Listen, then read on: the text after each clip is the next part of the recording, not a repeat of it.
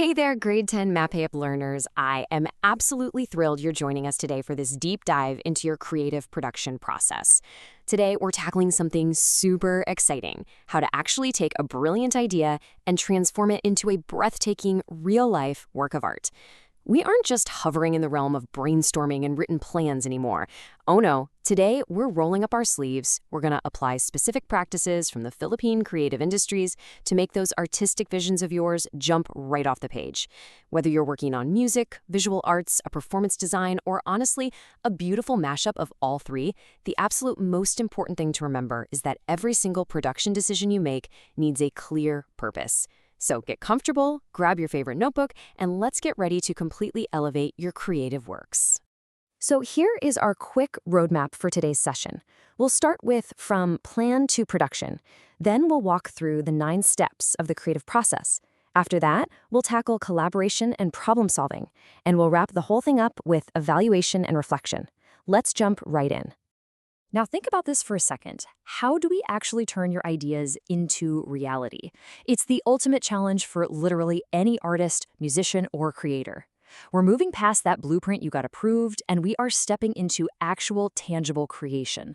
The goal here is to take at least 3 emergent concepts or techniques from your chosen creative industry and apply them directly to your work. Because, it's not enough to just cross the finish line and be done with a project. What we want today is to ensure your work is deeply meaningful, totally innovative, and highly collaborative.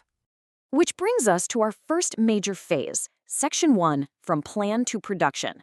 Our mission here is really straightforward, but absolutely vital. You see, there's a massive mindset shift that has to happen here. When you were in the planning stage, your brain was completely zeroed in on the what, the for whom, and the purpose. You were basically setting up the rules of the game and getting your creative work plan approved. But now that you're in production, your focus shifts gears dramatically to the how. This is where you actually generate the sounds, the physical movements, the visual images, and the designs. But listen, this transition definitely doesn't mean you just toss your plan out the window.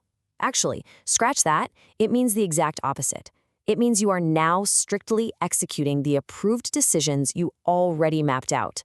You're finally proving that your awesome idea actually works in the real world. To make sure you don't lose your way in all this excitement, you need a compass. Enter the GRASPS framework.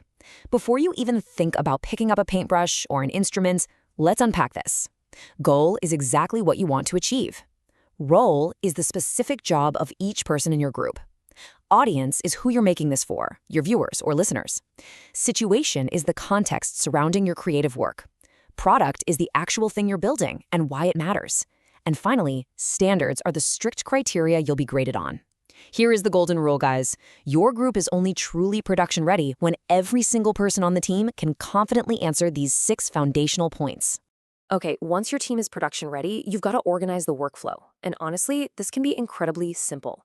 You really don't need fancy, complicated job titles like Executive Senior Vice President of Paintbrushes. What you do need is absolute clarity on who is doing what. Think of a super simple board: to do, doing, and done. Under to-do, you drop stuff like content development and technique application. Under doing, you track the active preparation of the product. And done? Well, that is reserved for quality control and completed documentation. Keep this list visible to everyone.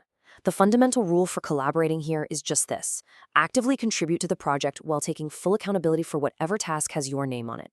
Before we move to the next step, I really need this guiding principle to sink in. Purposeful choices create a stronger and more coherent creative work. When you're deep in production, you are going to be tempted by a million different materials, cool instruments, or flashy software effects. But you don't have to use every single thing at your disposal. Before you add a new visual element or an ICT resource, run it through a quick mental filter. Ask yourself, does this actually support our project's goal? Is it right for our audience? Does it genuinely elevate the message? If the purpose isn't crystal clear, leave it out. For sure, avoid adding random, shallow decorations just because they look cool. All right, let's see how all of this builds into an actual working process. Moving on to Section 2, the 9 steps. This is our step-by-step roadmap for getting things done. We kick things off with Phase 1, which is all about creation, covering the first 5 steps. Step 1, review the plan. Always loop back to your GRASPS model so the whole team is on the same page. Step 2, gather purposeful resources. Only prep the stuff that survives that strict mental filter we just talked about. Step 3, create the main content. This is the heavy lifting, folks. Composing, sketching, rehearsing, or building out your initial draft. Step 4 is where you apply your selected practices. Remember, we need to clearly see at least 3 specific industry practices in your work. And finally, Step 5, review and revise. Please, whatever you do, do not wait until presentation day to catch your mistakes. Fix those weak, unclear, or problematic parts right now, while you're still creating. Once the dust settles on creation, we roll right into Phase 2, delivery, which covers Steps 6 through 9. Step 6, check originality. You've got to ensure your work is actually innovative and definitely not just heavily copied from stuff that's already out there. Step 7, prepare the presentation. Refine the clarity, make it engaging, and make sure it looks professional. Step 8 is quality control. This is where you rigorously evaluate the output against those grasped standards. And Step 9, document and reflect. You need to keep a solid record of any major revisions, the hurdles you faced, and how you managed to solve them, wrapping it all up in a written reflection. Only when all 9 steps are totally complete should you get ready for the big premiere. Now, while those 9 steps are a great general rule for everyone, what this actually looks like on the ground totally depends on your medium. For instance, if you're producing music, you'll usually start with active listening, move into improvising and playing with ideas, and finally compose, record, or mix the actual tracks. But if you're in the visual arts, your flow is going to start with perceiving your subject, then move into sketching or drawing, and culminate in creating and presenting the final piece. The big takeaway here? Don't just check boxes to say you used a specific technique. Choose the creative flow and the techniques that genuinely empower your specific product. Okay, let's pivot for a second and talk about Section 3, collaboration and problem solving. Because let's be real, when you put a group of passionate creators in a room, disagreements are absolutely going to happen. It is completely normal to hit a roadblock, but when that inevitable friction happens, your secret weapon is going right back to that GRASPS framework. Conflict resolution shouldn't be about who yells the loudest or who has the biggest ego. Seriously, don't take these decisions personally. When an argument pops up, just ask the group, hey, which option better supports our goal? Which one is actually better for our audience? Which is technically more sound? Problem solving isn't a competition to see who wins the fight. The best decision is literally just the one that serves the shared work, the target audience, and the final presentation the best. Keep it objective. To keep the peace and keep things moving, everybody on the team has to own 4 non-negotiable production responsibilities. Number 1 is originality. Craft authentic work. Don't just copy-paste from someone else. Number 2 is absolutely crucial, cultural respect. If you're utilizing cultural materials, you must use them meaningfully and authentically. They are not just shallow decorative props, okay? Number 3 is safety and integrity. Only use approved tools, follow the classroom rules, and please don't try any dangerous technical procedures. And number 4 is accountability. Respect your teammates, finish the tasks you committed to, and always defend the quality of your group's output.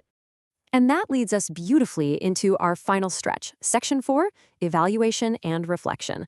This is the moment we step back and critically analyze everything. When it comes to peer evaluation and quality control, we are looking at 3 major buckets. First, creativity. Is the work actually original? Does it bring a fresh perspective and avoid heavy copying? Second, technical proficiency. Did your group flawlessly apply the selected techniques? And did you catch and fix any glaring technical flaws? Third, presentation and communication. Is the final output clear? Is it engaging, organized, and professional? When you're grading your peers, you have to base your scores strictly on these standards, not on who your friends are, not on your personal music taste, and absolutely no favoritism allowed. Let's actually ground all this theory in a real-world example. Picture a National Teachers Month project. Let's say your group is putting on a cultural literacy concert for elementary school learners. You're tasked with performing songs from the Cordillera, Visayas, or Palawan, and on top of that, you have to shoot a 60-second promotional trailer. Your standards mean you need mastery of tone, pitch, and rhythm. Plus, you're integrating costumes and dance. Just look at all those moving parts. Live performance, a video trailer, wardrobe, pacing. But if we apply what we've just learned, all these wildly different pieces must align to serve one single unified purpose: promoting cultural literacy to young kids. Every single element has to pass that GRASPS filter. As we wrap up our deep dive today, I really want you to see how beautifully interconnected this whole journey is. It's essentially a 3-stage cycle. First, you plan. Your approved GRASPS plan gives you your vital direction. It points the way. Second, you produce. This is where you apply those industry practices, make purposeful choices, and collaborate responsibly. Production is the engine that gets you there. And third, you reflect.